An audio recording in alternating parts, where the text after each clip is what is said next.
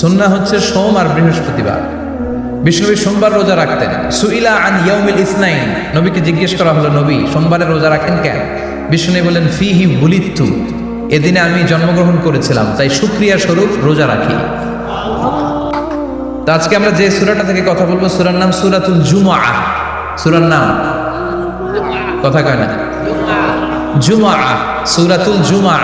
আরবি শব্দ বের করার একটু চেষ্টা করবে, করতে করতে মুখটা নরম হয়ে আসবে, তখন আরবি শব্দ বেরোবে।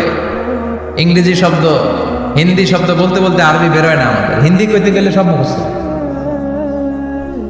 এখন বাংলার চেয়ে আমাদের ছেলেপেলেরা হিন্দি বেশি জানে, ঠিক কি না? যে বাংলা ভাষার জন্য আমাদের সালাম সালাম হাজার সালাম, ওই বাংলা ভাষারে ভুলে আমরা এখন হিন্দি ঢুকাইছি। তুজে দেখা তুহে জানা সানাম, সব মুখস্থ বলা বাংলা। দুম্মা চলে দুম, আছে না নাই?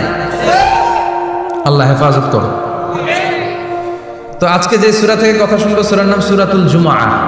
সূরার নাম সূরাতুল জুমআহ। বলেন সূরার নাম কি? সবাই বলেন সূরাতুল, আবার বলেন সূরাতুল। এই তো হয়ে গেছে। I consider this program as a class মনে করি। I consider this tafsir as a class। তো উত্তর করতে হবে। টিচার প্রশ্ন করলে কি করতে হয়? উত্তর করলে আমরা কিছু শিখে যেতে পারবো। ইমানের একটা চেতনা লাগবে। ঘুমায় পড়লে হবে না। ঘুমায় থাকে যারা, ওই শ্রোতাদেরকে আমি বক্তব্য শোনাই না। আমি বক্তব্য শোনাই যারা জেগে থাকে, যাদের ইমান জ্বলে ওঠে, ঠিক কিনা? যে ইমান প্রয়োজনে জ্বলে ওঠে না,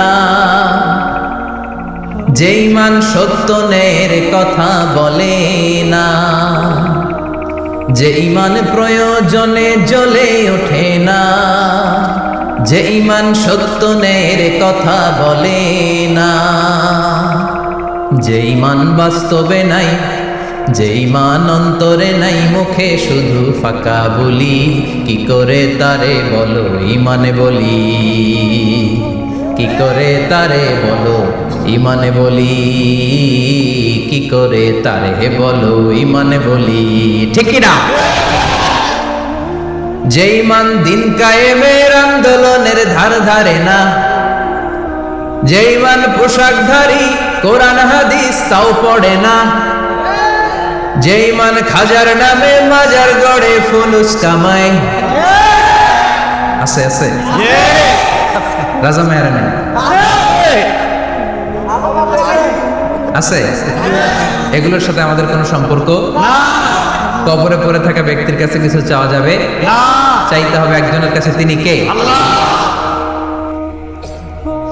যে ইমান দিন কায়েমের আন্দোলনের ধার ধারে না, যে ইমান লেবাসধারী কোরআন হাদিস তাও পড়ে না, যে ইমান খাজার নামে মাজার গড়ে ফুলুস কামায়, যে ইমান শিরকিয়াতের আমল করে ভীত না হয়, যে ইমান বাস্তবে নাই, যে ইমান ময়দানে নাই, মুখে শুধু কথার কলি, কি করে তারে বলো ইমানে বলি,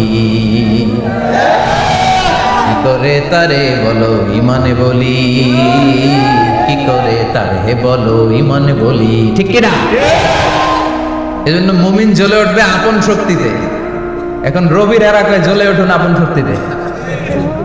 আপন শক্তিতে জ্বলে উঠবে ইমানদারেরা, ইমানের তেজে। চিল্লায় বলেন ঠিক কিনা? বিশ্বনবীর মাক্কি জীবন আর মাদানী জীবনের কিছু পার্থক্য আছে। মাক্কি জীবনে বিশ্বনবী খুব নীরব ছিলেন, চুপিসারে তাওহীদের কথা বলতেন।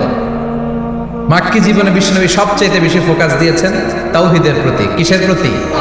তাওহীদেরই মুর্শিদ আমার মুহাম্মাদের নাম বলো, মুহাম্মাদের নাম, আল্লাহর নাম জপলে বুঝতে পারি, আল্লাহরই কালাম বলো মুহাম্মাদের নাম। ওই নামেরই রশি ধরে যাই আল্লাহর পথে, ওই নামেরই ভেলায় চড়ে ভাসি নূরের স্রোতে, ওই নামের বাতি জেলে দেখি আরশের মুকাম বলো মুহাম্মাদের নাম। তাওহীদেরই মুর্শিদ আমার মুহাম্মাদের নাম বলো মুহাম্মাদের নাম। পড়েন আল্লাহু আকবার। মাক্কি কিংসের কর্মসূচি ছিল তাওহীদ। ছিল রিসালাত, ছিল আখিরাত, এগুলোর কথা বিশ্বনবী বুঝিয়েছেন। আর মাদানী ইনিংসে বিশ্বনবী সশস্ত্র সংগ্রাম করেছেন।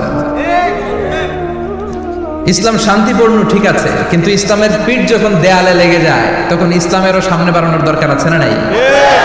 যে ইমান প্রয়োজনে জ্বলে ওঠে না, জ্বলে উঠেছিলেন বিশ্বনবী আপন শক্তিতে, ঠিক কিনা?